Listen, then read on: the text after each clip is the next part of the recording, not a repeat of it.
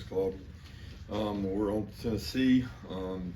It's a really difficult prep week, probably the hardest one of the year in terms of trying to replicate what they do. They do a tremendous job stressing you in all phases. They've always been good with Josh in terms of offensively, but I think what they've been able to do defensively this year to me is really impressive. They play really good defense, really good offense. The tempo is hard to match. And then their special teams, that's the phase nobody talks about. These guys are really elite on the special teams. You can tell they put a lot of time and effort into it. So it's a huge challenge. When you go on the road in the SEC, I say it all the time, doesn't matter who, where, when, doesn't matter anything about anybody's record. Only it matters is you're playing on the road in the SEC in a really tough environment, and the prep for that is kind of the challenge that our team has to embrace. You have to embrace it's different when you go on the road in our league, especially when you go to play a team as talented as Tennessee is. So with that, I'll open it up. Yeah, Coach, they've been able to run the football exceptionally well under Josh Heupel. I'm curious, what's the key to being able to stop the run with, light boxes, because they're going to do a good job of spreading you out as well? Yeah, you can't stop it with light boxes. They make it where you can't. You got to be able to strike a man, get off a block, and football is so simple when it comes down to your ability to play block protection or block people. Like you either get blocked or you don't get blocked, and you got to win a whole bunch of one-on-ones if you don't have enough people in there, because they expose you quickly, and they're very physically tough. Their O-line plays that way. Their backs are easily the best stable of backs we've seen this year in terms of the backs, the package of backs they have, and that includes the quarterback with the backs. So it's a really tough prep. They do a great job. The box count is what it is. They know what you got. They know what you don't got. So it boils down to who can strike a block and get off a block. Yeah, Kirby, you mentioned the offensive line the other night. Just one, how have you seen that group get better throughout the year? And two, like you mentioned the other night, how much of improvement is just depth, being able to rotate guys in and keep guys fresh? Yeah, our line's gotten better with the year. I mean, you've had games you play better than others, but sometimes that has to do with the opponent you play. We're healthier, so with health comes depth and the ability to play more guys. I think we stayed fresher in terms of the guys we rolled in and played, and there was a unity among that group of we can achieve together, and it's not really about us getting the credit, it's more about the backs getting the credit. But a lot of offensive line play is usually dictated by who you're playing against and how you play, and those kind of things. Kirby, what is the latest on Julie?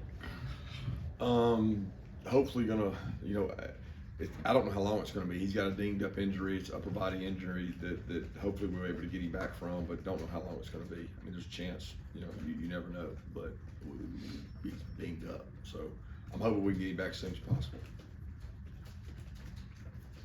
Kirby, they have a veteran defensive line. Is it just the experience you've seen them take that next step, or are they just doing something different defensively to have that sack total where they are in the nation? No, they got good players. They play really hard. They strike at the point of attack. They're aggressive. They're hard to move because they're big. And then they have, elite pass rushers. I mean, you got an elite pass rusher that you got people that can push the pocket.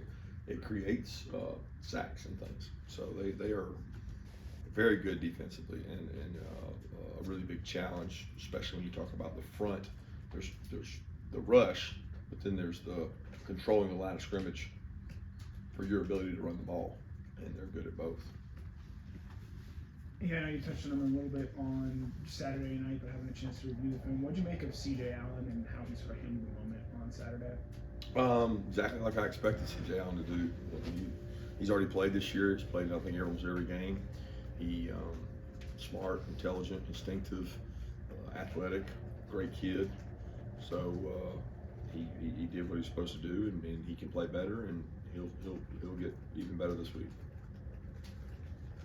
I think I saw Brock played 40-something snaps Saturday night.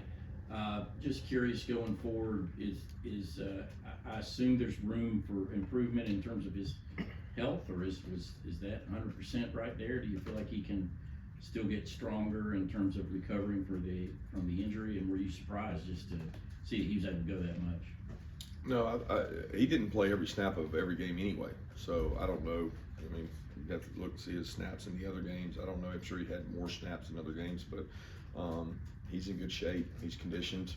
I don't know that he's 100%, but he's healthy and safe enough to play, and we're going to allow him to play as long as he wants to. And he wanted to go out there and compete and play, and I don't think it's a matter of how many snaps he can take. I think he'll be fine.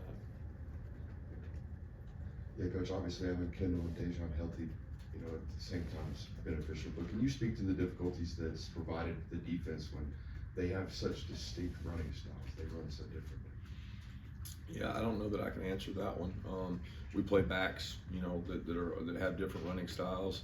I think both those guys are really good backs. One's bigger and one's a little bit smaller. They both have good vision.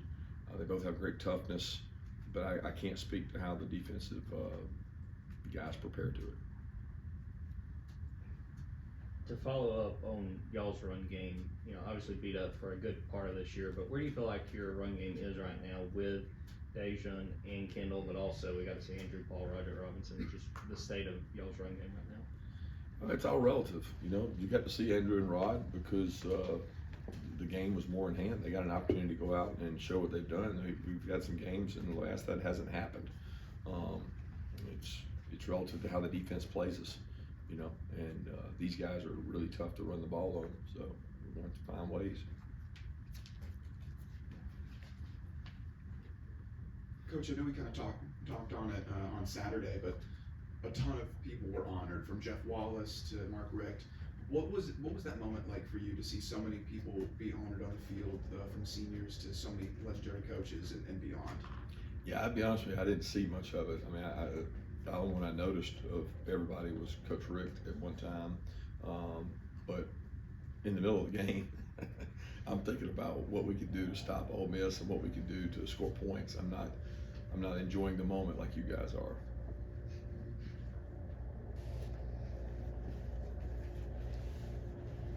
I think maybe we're getting a chance to talk to Mike Hill here a little bit. What have you seen out of him this year and how he's developed and grown as a contributor for you guys? Obviously, knowing what he did last year for you guys as a freshman.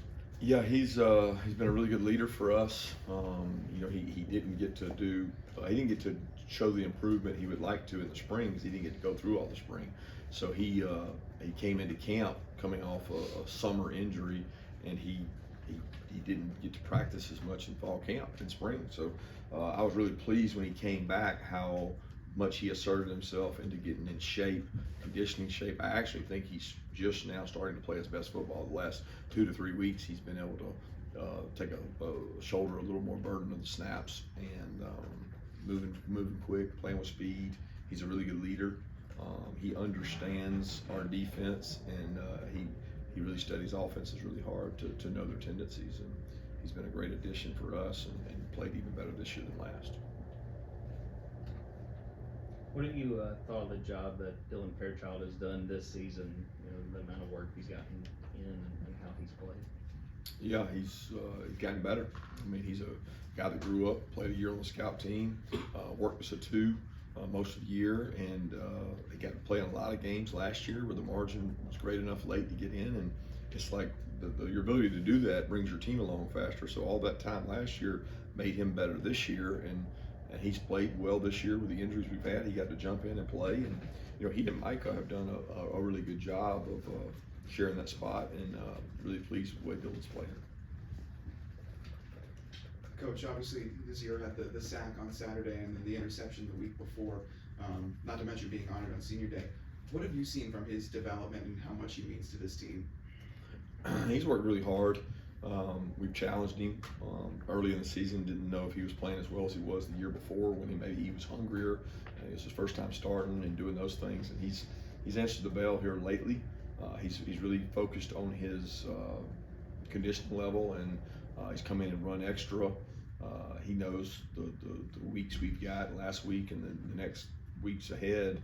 The tempo, is a factor. So I love the fact he's embraced in getting in the best shape of his life so he can play his best football towards the end of the year. And Coach, I'm sure you've had a chance to review it, but just what'd you think about how C.J. Allen and Raylan Wilson played in their first? I know they played a lot, but they were leaned upon for the first time this week. Yeah, we talked about CJ already, but thought Raylan played well. He had, I don't know what the snaps were, but he had some plays that we wish he'd get over, but he also had some really good keys. He's a physical kid. He's a great blitzer. He's gonna be a really good football player the more he plays. So I think that game at least gives them some confidence, and it almost, because Ole Miss doesn't go the same pace as Tennessee, it gives them a good, hey, this is a window into what this is like, but now this is going to be twice as fast, and they're really good at running it. Now Ole Miss had really good backs. Tennessee's got really good backs, so there's some carryover there in terms of alignment assignment, but not necessarily the pace. Coach, many times you've talked about the importance of being in the present moment. What are some of the biggest challenges as a coaching staff getting a bunch of 18 to 23-year-old guys to not focus on past success and future expectations, but on what's important now? It's a challenge. I mean, it's a challenge we accept. I mean, it's part of the passion you have for the job is to reinvent yourself every week and not succumb to the stuff that's out there. And it's something we take a lot of pride in, and our players believe in what we tell them. That's the number one thing. You gotta have the trust of the players, or your messaging doesn't work. The messaging is that we're trying to find the best version of ourselves, and every week we're trying to find the best version of ourselves, and that doesn't change based on who we play. Kirby, you talked about how tough it is to play on the road in the SEC. What's the key to your guys' success on the road, and particularly the games you had in New England?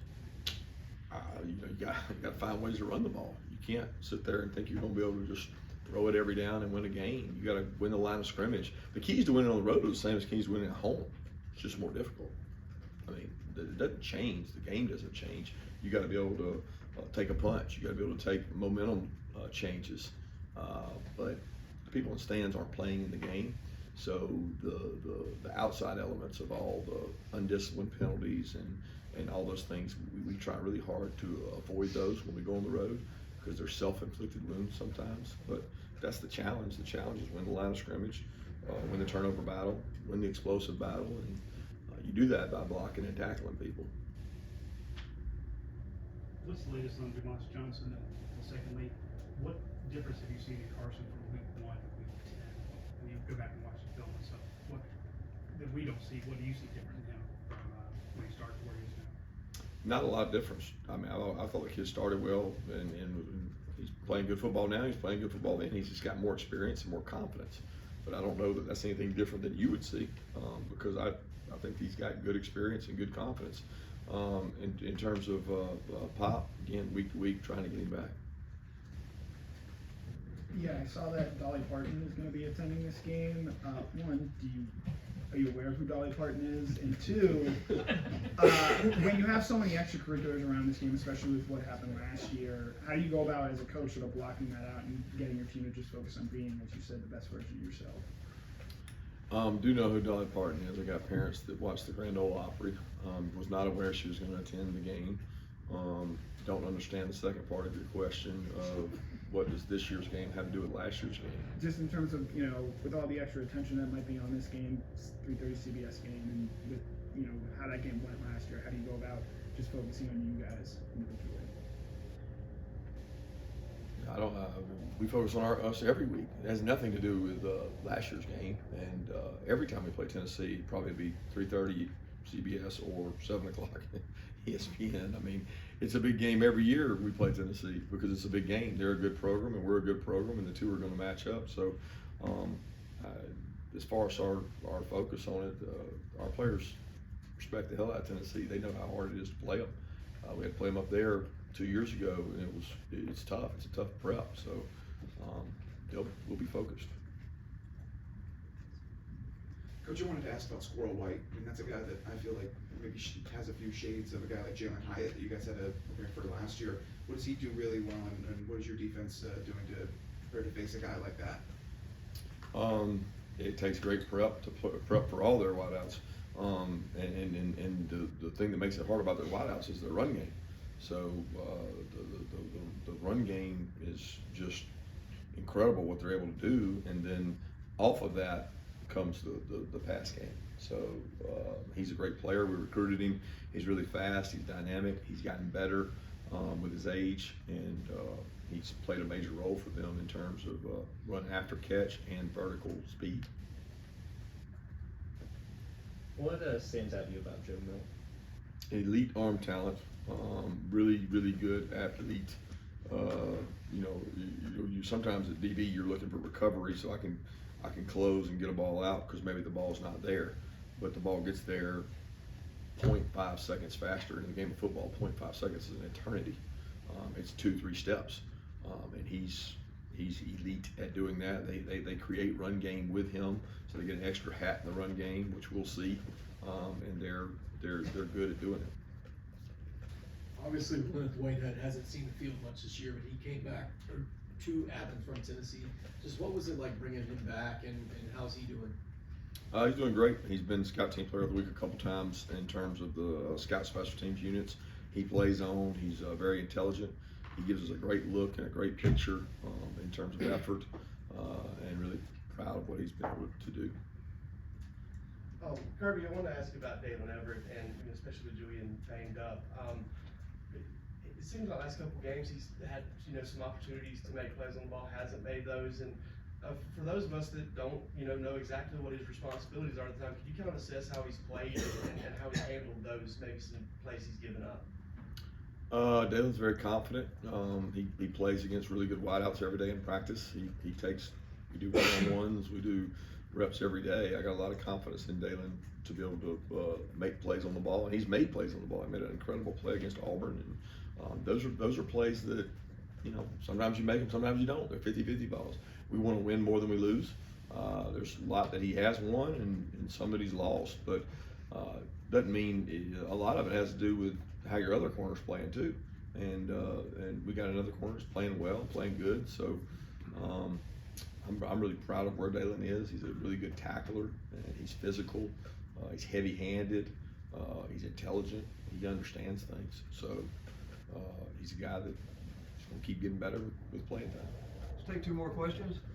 Kirby, is the Aussie style of punting, is that particularly challenging not only for the returner but for the fakes? Well, it's for everything. Yeah, it's the hang time, the fakes, the op time. Their punter is really elite at what he does, because very few people can rugby both directions, and he's got an ability to kick left-footed, right-footed, go both ways. It just makes you have to defend more grass, and they do a really good job of that. Kind of follow up on Jake's question about the other cornerbacks, kind of about Nyland and AJ Harris, kind of how are they looking right now? Both those guys do a good job. Daniel Harris, AJ Harris, Chris Peel has done a good job. Nyland's done a good job. Those guys all continue to get work. We get really good quality work with them each and every day against our guys and against the opponent work. Thank you.